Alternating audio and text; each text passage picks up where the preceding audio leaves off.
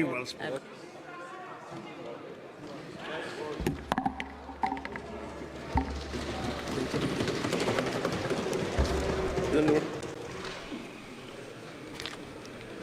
माननीय अध्यक्ष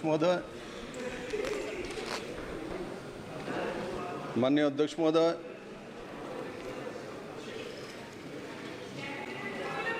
भाजपा से बजट चर्चा के ऊपर नॉर्थ ईस्ट से एक छोटा राज्य से मैं संसद के नाते चुन के आया हूं। सिर्फ 2 ही एमपी हैं और सबसे छोटा राज्य है सिक्किम के बाद। और आज मुझे बोलने का मौका दिया गया इस बजट के ऊपर। मैं इसलिए हमारे दल के सबसे बड़े नेता, देश के यशस्वी प्रधानमंत्री आदरणीय नरेंद्र भाई मोदी जी का आभार प्रकट करता हूं और साथ ही साथ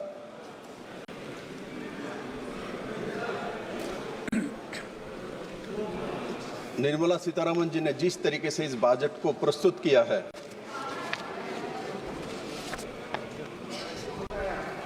मैं इसका सराहना करता हूं और इसके समर्थन में खड़ा हुआ हूं। माननीय अध्यक्ष महोदय, शैलजा जी बोल रहे थे, मैं सुन रहा था।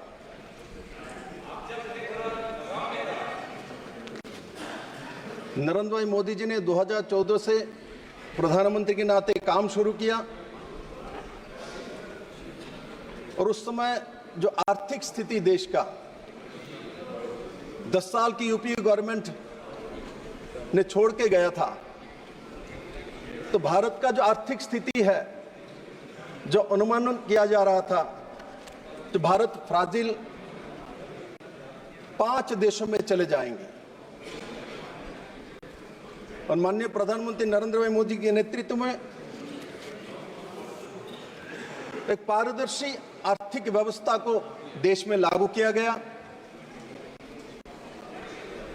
आर्थिक वैषम्य और कोरोना के काल रहने के बावजूद भी आज जो आर्थिक सर्वे आया हुआ है, इसमें 6.5% से 7% तक जीडीपी रहेगा अनुमानित है। और ये बजट एक फोकस्ड बजट है और इस बजट में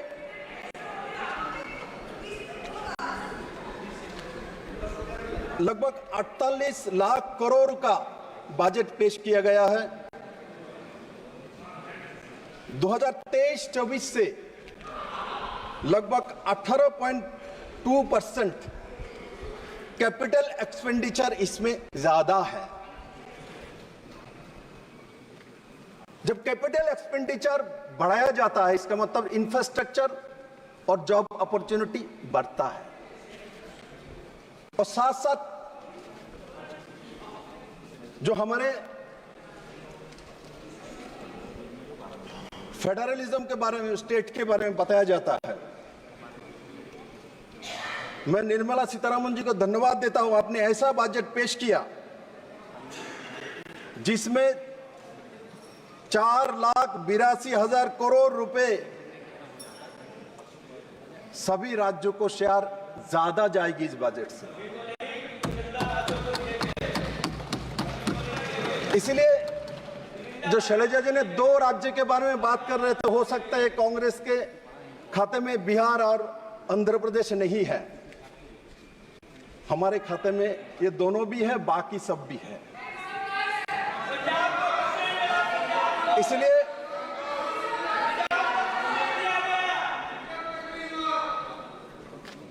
इस बजट के माध्यम से जो सर्वांगीण विकास और उस तरफ माननीय प्रधानमंत्री जी ने रुख किया है।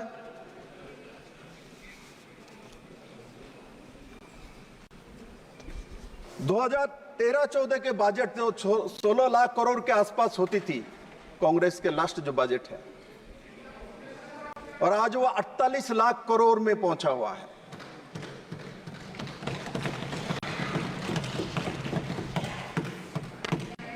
और इसमें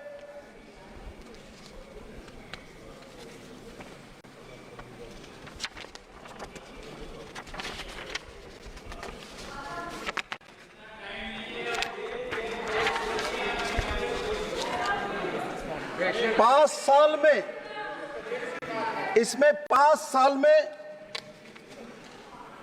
4.1 करोड़ युवाओं को रोजगार, कौशल, अन्न अवसर पर मुहैया कराया जाएगा। अभी रोजगार के बारे में बात हो रहा था, मैं आता हूं। और इसमें देश के जो 500 टॉप जो कंपनीज है जो रोजगार सृजन कर सकता है, इस 500 कंपनियों में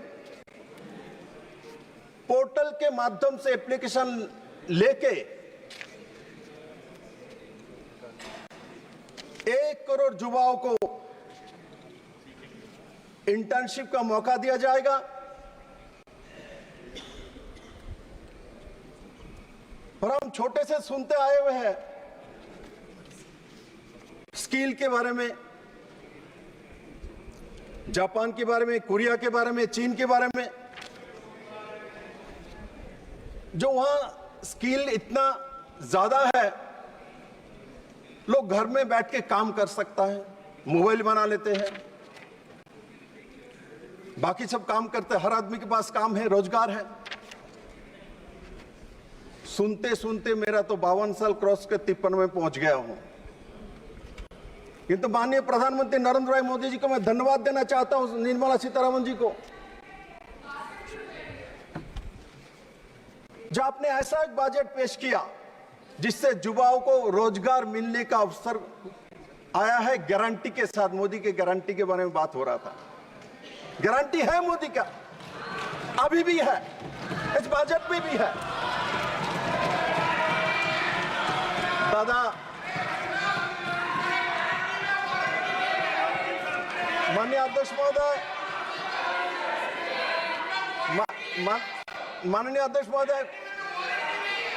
माननीय अध्यक्ष महोदय, कलनंदा को मैं बहुत श्रद्धा करता हूं। दादा मेरे बड़े हैं और मैंने उस दिन जब लोकसभा में चुन कर आया था, दादा आपने बहुत प्यार से मेरा विप्लव बोला था बंगला में। मैं आपको श्रद्धा करता हूं दादा।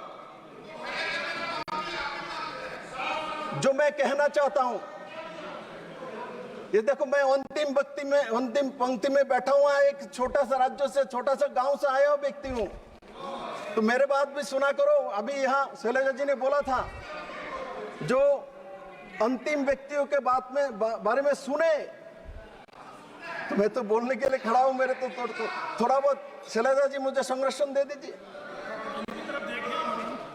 माननीय अध्यक्ष जी, हमारे यहाँ कॉलेजों में, यूनिवर्सिटीज में बड़े मात्रा में कैंपस सिलेक्शन होता है। अच्छे कॉलेजों में तो 100% कैंपस सिलेक्शन होता है, किंतु किसी गांव में कॉलेज हो कि छोटे जिले में हो, उसमें कैंपस सिलेक्शन नहीं होता, 1-2% होता है। युवा पढ़ने के बाद आशा करता है मुझे कुछ मिलेगा, और मान के चलो किसी कैंपस से 30% कैंपस सिलेक्शन हो गया और बाकी लोग रह गया 70%। इनके मन में इन्फेरिटी कॉम्प्लेक्स आता है, फ्रस्ट्रेशन का शिकार होते हैं, ड्रग्स का शिकार होते हैं। किंतु माननीय प्रधानमंत्री जी ने इस गरीब बच्चे के लिए इसमें प्रावधान रखा, जब आपका कैंपस सिलेक्शन नहीं भी हो, किंतु हमारे देश में जो बड़े बड़े कंपनियां हैं, टॉप 500 कंपनी है, उनमें आपको इंटर्नशिप करने का 100% मौका मोदी गारंटी दे रहा है। और उसमें पहले मंथ को 6,000 रुपीज और उसके बाद 1 साल तक उनको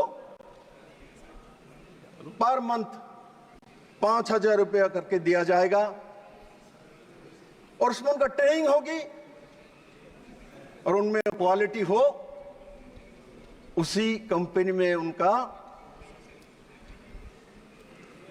चयन भी हो जाएगा।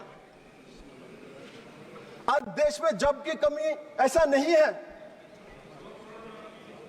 पारदर्शिता का कमी है, स्किल्स का कमी है। ये जो कंपनी है जिसका अंदर स्किल है, मैंने देखा जो एक्सपीरियंस है, वो आज इस कंपनी में है, कल उस कंपनी में चला जाता है, यहां छोड़ देता वहां चले जाते हैं। किंतु गरीब बच्चे जिसके पास एक्सपीरियंस नहीं होता, जिसका कैंपस सिलेक्शन नहीं होता, आज नरेंद्र भाई मोदी वहां खड़े हैं जो मैं गार्जियन हूं, मैं तुम्हारे साथ हूं, मैं गरीब के साथ हूं, मैं एससी के साथ हूं, मैं एसटी के साथ हूं, मैं दलित के साथ हूं। इस बजट में वो दर्शाता है। लंबे समय कांग्रेस का राज था, किंतु कांग्रेस ने कभी भी उस दृष्टि से युवाओं को देखा ही नहीं।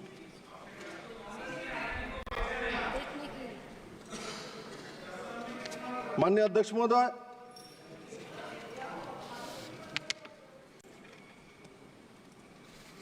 ये बजट शिक्षा, रोजगार, विकास के लिए 1.48 लाख करोड़ का प्रावधान रखा गया है। यहां से उठ रहा था, बोले कुछ व्यवस्था ही नहीं है। बड़े मात्रा में रखा गया है।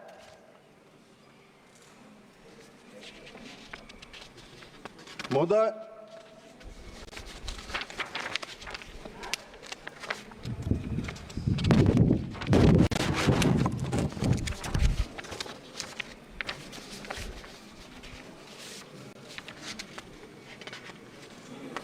इस बजट में किसानों के लिए बजट जो है 1.52 लाख करोड़ रुपया रखा गया है। किसान की बात बोल रहे थे शैलजा जी, मैं बताता हूं। सिर्फ बजट इसमें 1,52,000 करोड़ रुपए है, किंतु इसमें किसानों के लिए फर्टिलाइजर में सब्सिडी भी 1.75 लाख करोड़ है एक्स्ट्रा, वो भी किसान के लिए जा रहा है।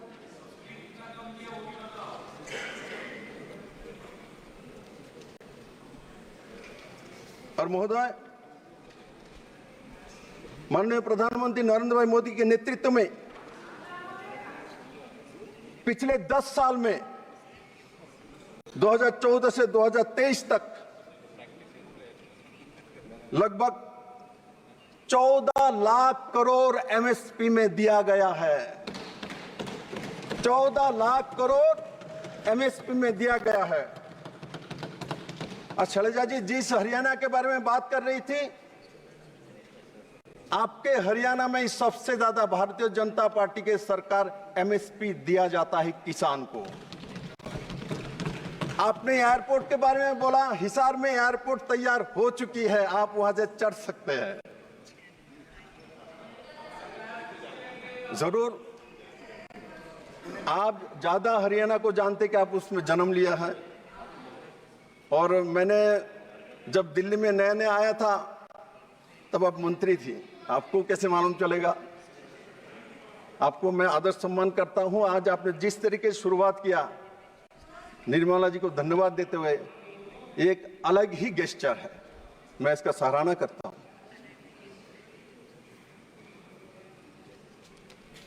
अध्यक्ष महोदय,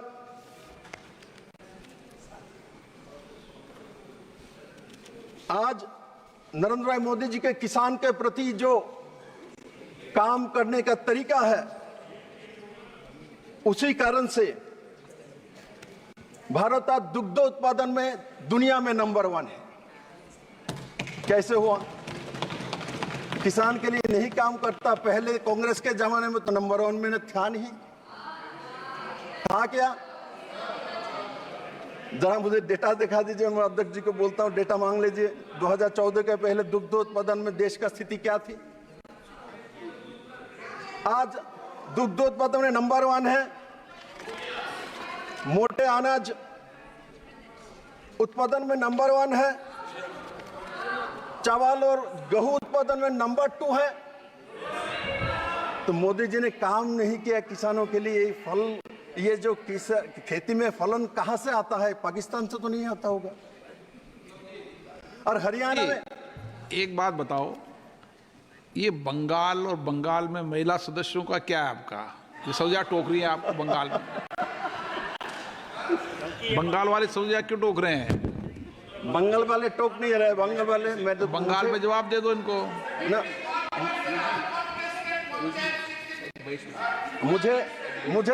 मुझे ज्यादा उत्साहित कर रहा है।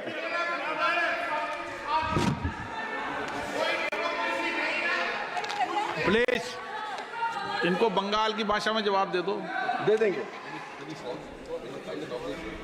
दादा, मैं बंगाल में जाना नहीं चाहता। आप लेके क्यों जाना चाहते हो? दादा बोल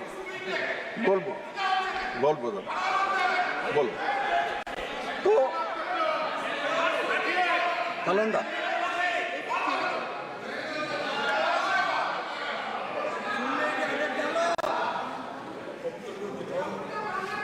महोदय, नरेंद्र भाई मोदी ऐसा एक प्रधानमंत्री है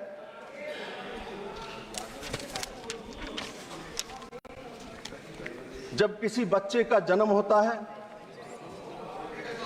मां और बच्चे के साथ प्रधानमंत्री मातृ पुष्टि बंधन योजना को लेके खड़ा हो जाता है। और जन्म के बाद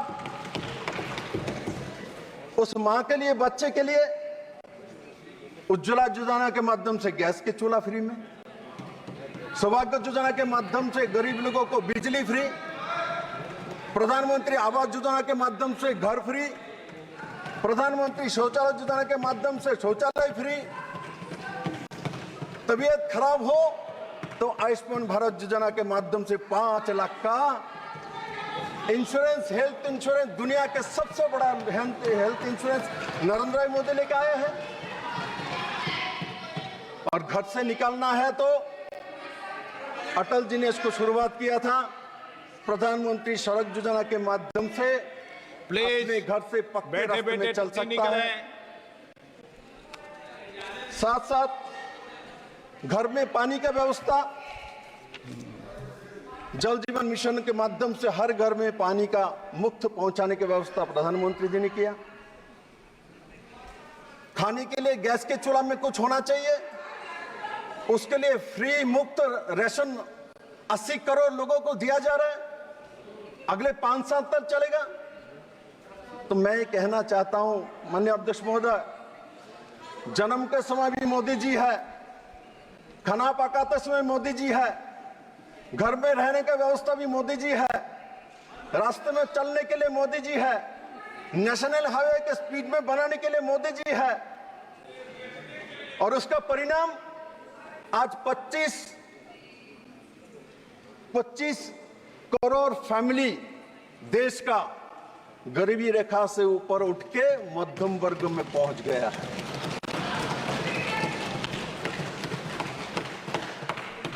अब वो लोग नहीं चाहते कि भाई गरीब मध्यम वर्ग में पहुंचे नहीं, क्या करूं मैं? शरद जी बोल रहे थे बीसी के लिए, SC 1-2 के लिए क्या किया गया है। ये जो अंत्योदय और गरीब लोग है ना, ये चीज उन्हीं लोगों को ज्यादा मिलता है। और मैं त्रिपुरा में जब मुख्यमंत्री के नाते काम कर रहा था, माननीय प्रधानमंत्री जी के मार्गदर्शन में मैंने और एक स्कीम भी लागू किया था। जीवन भर तो सब स्कीम है, घर भी है, मकान भी है, रास्ता भी है, बिजली भी है, पानी भी है, खाना भी है, चावल भी है, अनाज भी है। और उसके साथ मरने के बाद अंत्योदय परिवार का किसी सदस्य का त्रिपुरा में मृत्यु हो जाता है, अंतिम संस्कार के लिए 2000 रुपया सरकार देता है मोदी जी के नेतृत्व में। और मरने के बाद भी उसमें अपने आत्मीय परिजन के लिए स्मृति वन मैंने बनाया। वहां अपने पिताजी माताजी के नाम से स्मशान में एक पेड़ पौधे लगा दीजिए। उस पौधे में लोगों को ऑक्सीजन देने का काम भी, राहुल गांधी को भी ऑक्सीजन मिलता है, हम लोगों को भी ऑक्सीजन मिलता है। उसका व्यवस्था भी मोदी जी ने ही किया है मेरे मित्रों।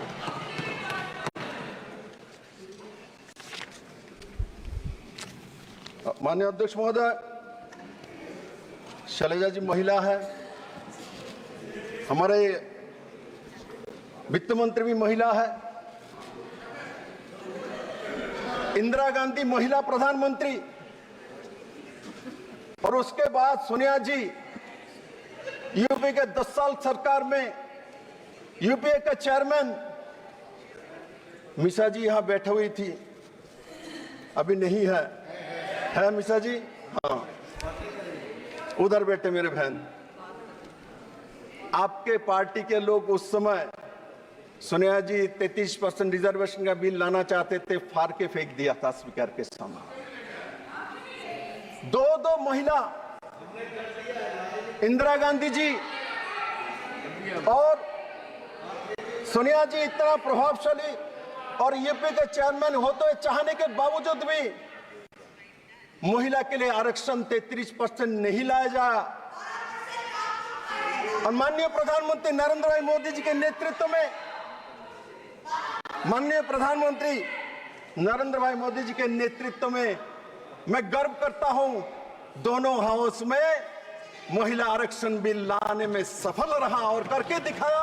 और 2026 में उसमें 33% रिजर्वेशन लाके 29 में वही महिला बहनों को दोनों इस हाउस में लाया जाएगा। मेरे मित्रों, एसएचजी ग्रुप आज 10 करोड़ बहनें, 10 करोड़ बहनें एसएचजी ग्रुप में काम करते हैं। 10 करोड़ बहनें एसएचजी ग्रुप में काम करते हैं, रोजगार करते हैं, स्वरोजगारी बने हैं। ड्रोन दीदी, अरे ड्रोन हम लोग शहर के लोग चलाएंगे, इसके बारे में भी आइडिया नहीं है। आजकल गांव में बैठे एसएचजी ग्रुप में महिला ड्रोन चलाता है, किसानों के फसल को देखभाल कराता है, वह फर्टिलाइजर देने का व्यवस्था करता है। क्या कभी किसी गांव में किसी महिला ने कभी सोचा था मैं ड्रोन चलाऊंगी? आज और बजट में 400 करोड़ रुपया दिया है। अब मेरे बहनों, ड्रोन नहीं चलाएगा, आपको प्लेन दिया जाएगा, चिंता मत करो। क्योंकि नॉर्थ ईस्ट से मैं आता हूं, मात्र कांग्रेस के शासन में 9 एयरपोर्ट था। आज माननीय प्रधानमंत्री जी के नेतृत्व में नॉर्थ ईस्ट में 16 एयरपोर्ट करके दिया।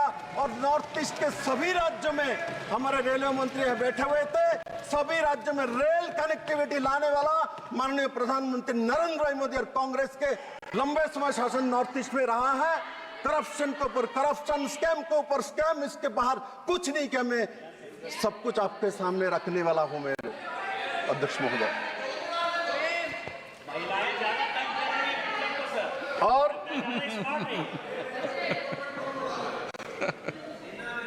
इस बजट में 3 लाख करोड़, 3 लाख करोड़, दादा बोलছি তো, दादा बोलले बांग्लाते बोलो, 3 लाख करोड़, 3 लाख करोड़ रुपए के प्रावधान महिला के लिए और उनके स्कीम के लिए इस बजट में रखा गया है। इसका मतलब किसान के लिए भी है, महिला के लिए भी है, युवा के लिए भी है और हमारे आम जनता के लिए भी है।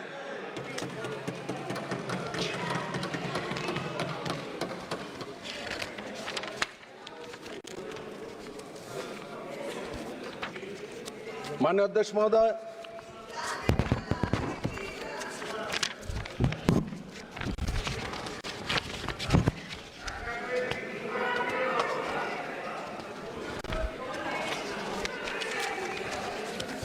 माननीय अध्यक्ष महोदय, यहां संविधान की बात उठता है, संविधान लेके शपथ ग्रहण करना पड़ता है। 70 बार कांग्रेस में देश में 356 लगा के इस संविधान को हत्या किया हुआ है। दादा आप बोलते हो ममता दीदी ने भी कांग्रेस को इसलिए छोड़ा था, सीपीएम को ऐसा छोड़ा था क्योंकि कुछ तरबूज दीदी के साथ थी, इसलिए दीदी ने छोड़ दिया और छोड़ के तृणमूल कांग्रेस बनाया। और दीदी को एक कांग्रेस और कम्युनिस्ट के लोगों ने, कम्युनिस्ट के सत्ता के समय दीदी को माथा फाटा के 28-29 सिली लगी थी। दीदी को एक कम्युनिस्ट और कांग्रेस आज जो साथी है वही लोगों ने स्ट्रेचर पे दीदी को एक रिक्शा वाला ने उठा के लाया था। मैं झूठ नहीं दादा, मैं सच बता रहा हूं। आज उनके साथ आप बैठे हो, जिसने दीदी का माथा फटाया उसके साथ बैठे हो। दीदी देख रहा है, इसलिए दीदी बंगाल में कॉम्प्रोमाइज नहीं किया, इसलिए बंगाल में दीदी में दम था, इसलिए इन लोगों के साथ नहीं किया। आप इनके साथ बैठते हो दादा। दादा आपको यहां सुंदर नहीं लगता दादा, आप इधर बैठो। कल्याण दादा, नाम कल्याण है, कल्याण करो, इधर आओ। और मोदी के साथ ही कल्याण कर सकते हो, यहां बैठ के नहीं कर सकते। यहां एक परिवार से गांधी परिवार का कल्याण करने वाले लोग हैं,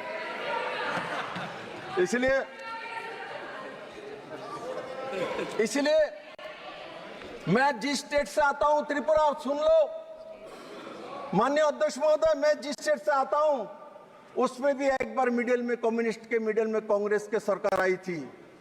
अपने ही सरकार राष्ट्रपति शासन जारी करके कांग्रेस ने वहां सीपीएम को बैठाया अपना मित्रता रखने के लिए, और वहां मेरे छोटा सा स्टेट में राष्ट्रपति शासन लागू किया और बैठा दिया सीपीएम को। ये काम किया है माननीय अध्यक्ष महोदय। मनमोहन सिंह जी 10 साल तक देश के प्रधानमंत्री रहे हैं,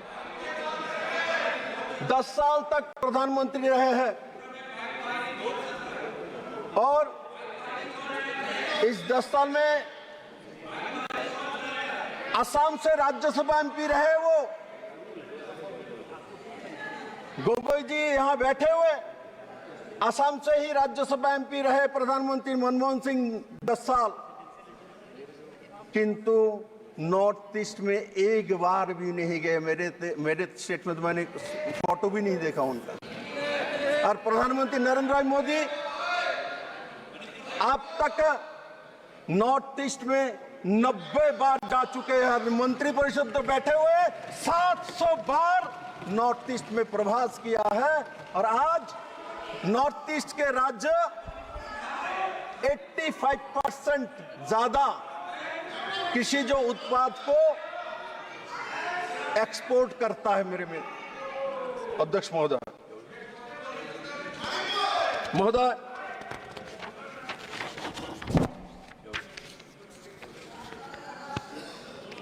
संविधान की बात करता है।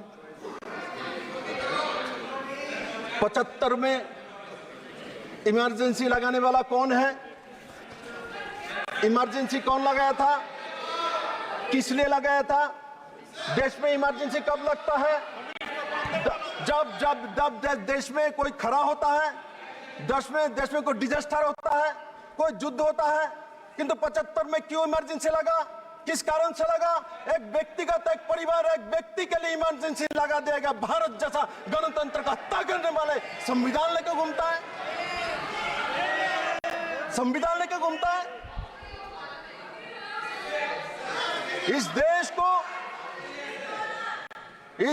को इमरजेंसी, एक परिवार के लिए, एक इंदिरा गांधी के लिए इमरजेंसी लगाया गया। देश में युद्ध नहीं था, देश में खरा नहीं था, फ्लड नहीं थी। वो लोग बोलता है संविधान की बात। बाबा साहब आंबेडकर को इलेक्शन में हराने का काम किया है कांग्रेस ने, हाउस में जाने नहीं दिया। और माननीय प्रधानमंत्री नरेंद्र भाई मोदी जी को मैं सल्यूट करता हूं कि आपने पंच तीर्थ बना के इनको जवाब दिया जो हम सबके साथ है।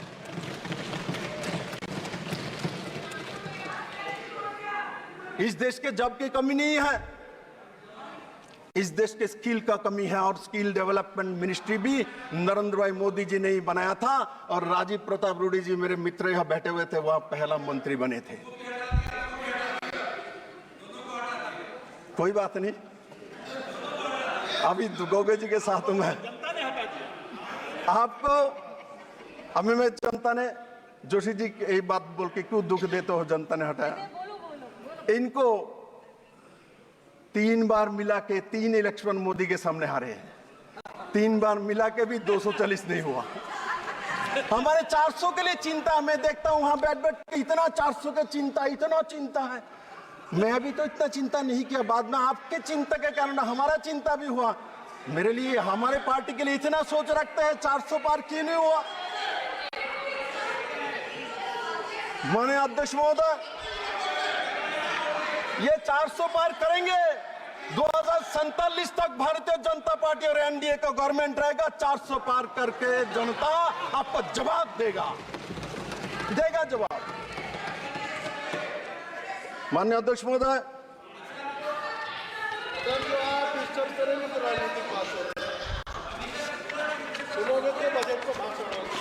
माननीय अध्यक्ष महोदय, त्रिपुरा का मैं सीएम रहा हूं। मेरे बात गोगोई जी, मैं एक बात, माननीय अध्यक्ष जी, मैं उस पार्टी से बिलोंग करता हूं। मैं आपसे आग्रह करूंगा, आप बैठे बैठे कोई व्यक्ति अगर कुछ बोले तो उसका जवाब मत दो। माननीय अध्यक्ष महोदय, मैं ये बताना चाहता हूं, जब मैं जिस पार्टी से आता हूं, भारतीय जनता पार्टी, उस पार्टी ने मुझे 8 साल मेरे पॉलिटिकल करियर है, उसमें से मुझे प्रदेश अध्यक्ष बनाया, एमएलए बनाया, चीफ मिनिस्टर बनाया। किसको स्पष्टीकरण दे रहे हो आप? मैं इसीलिए देता हूं इनको स्पष्टीकरण मत दो। चलो आप बजट में बोल लो आप तो। इसलिए माननीय अध्यक्ष महोदय,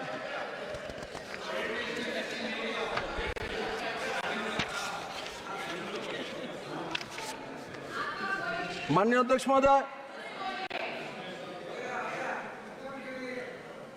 नॉर्थ ईस्ट में लंबे समय इंसर्जेंसी रहे हैं। मोदी जी के नेतृत्व में बोडोलैंड का समाधान हो,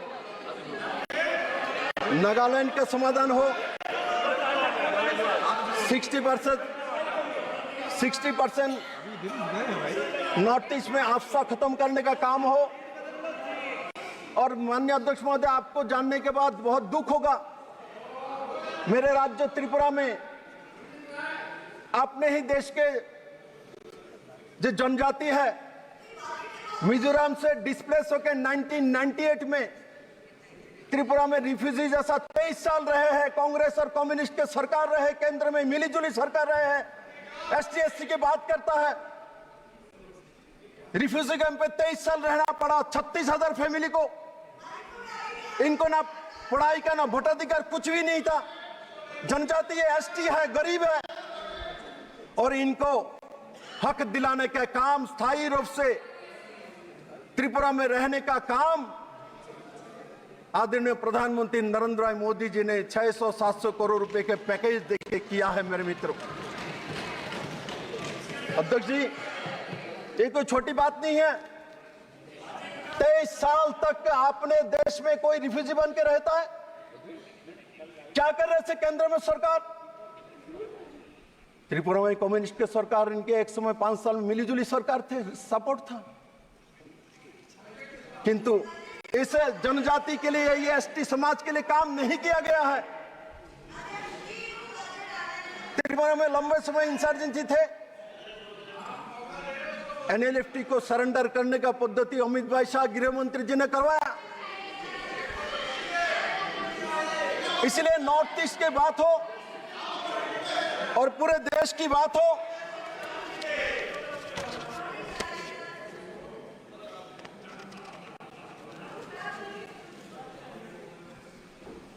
माननीय प्रधानमंत्री जी ने हर क्षेत्र में पिछले 10 साल में काम किया, और उसका परिणाम जो मैंने शुरू में कहा, जो कैपिटल एक्सपेंडिचर 18.2% बढ़ा है। ऐसे नहीं बढ़ा है, उन्होंने काम किया है, इसलिए बड़ा है। और मैं विश्वास करता हूं माननीय प्रधानमंत्री नरेंद्र मोदी जी के नेतृत्व में अगले 3 साल के अंदर आज जो दुनिया के 5th इकोनॉमी है और वो 3rd इकोनॉमी में चले जाएंगे। सरकार बचाने की इतनी चिंता है, सरकार बचाने का इतना चिंता है। माननीय अध्यक्ष महोदय, इस बजट को शैलेश जी ने बोला कुर्सी बचाओ बजट।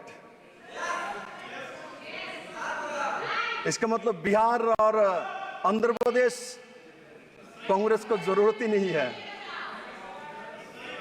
ये बजट सबके लिए किया गया है। मैंने आपको बताया तो लगभग 4.25 lakh crore share state government को अलग अलग स्कीम के माध्यम से सभी राज्यों को जाएगी। इसमें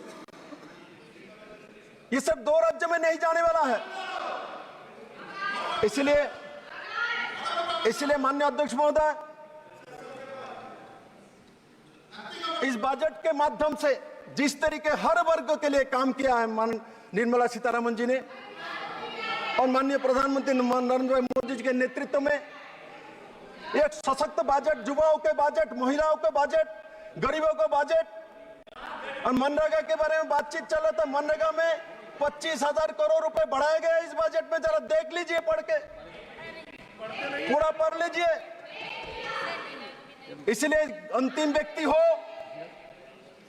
और हम लोग संसद में बैठे हुए सब लोग हैं, सबके लिए नरेंद्र मोदी जी ने इस बजट में काम किया है। मेरे अध्यक्ष जी,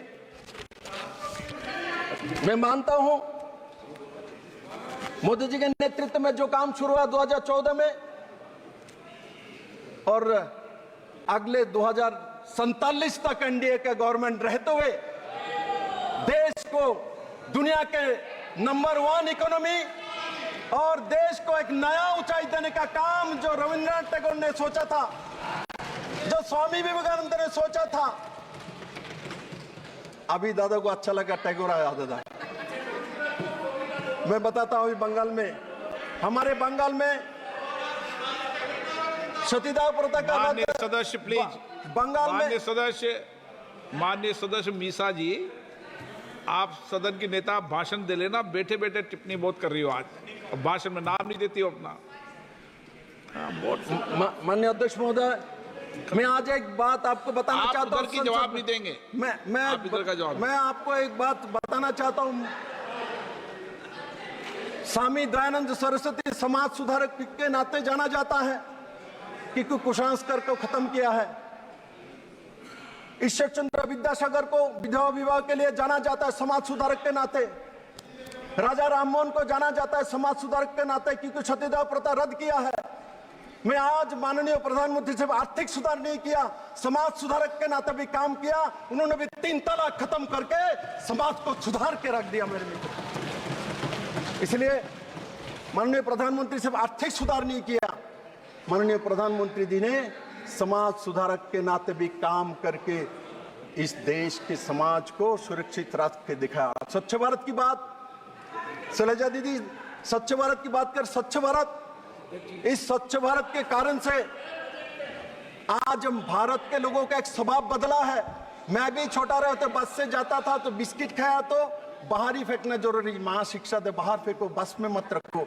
आज मैं जब देखता हूं कोई बच्चे गाड़ी में जाता है, रास्ते में चलता है तो कुछ भी रास्ते में नहीं फेंकता है। और नरेंद्र मोदी जी के स्वच्छ भारत मानसिकता कारण से पूरे समाज में परिवर्तन हुआ है। और साथ ही साथ स्वच्छ भारत वही नहीं है, डिजिटाइजेशन है। स्वच्छ भारत के माध्यम से करप्शन को खत्म किया है और करते रहेंगे नरेंद्र मोदी, और उससे बड़े मात्रा में भारत के लोगों को लाभ हुआ है। स्वच्छ भारत से झाड़ू मारना नहीं, स्वच्छ भारत करप्शन को खत्म करना है। और नरेंद्र मोदी जी ने करप्शन खत्म करके एक नया आयाम कायम किया है। इसलिए माननीय अध्यक्ष महोदय, मैं इस बजट को सपोर्ट करता हूं, समर्थन करता हूं। और इतना बेहतरीन बजट के लिए माननीय प्रधानमंत्री और निर्मला सीतारमण जी को बहुत बहुत धन्यवाद देता हूं। आप सबको भी धन्यवाद।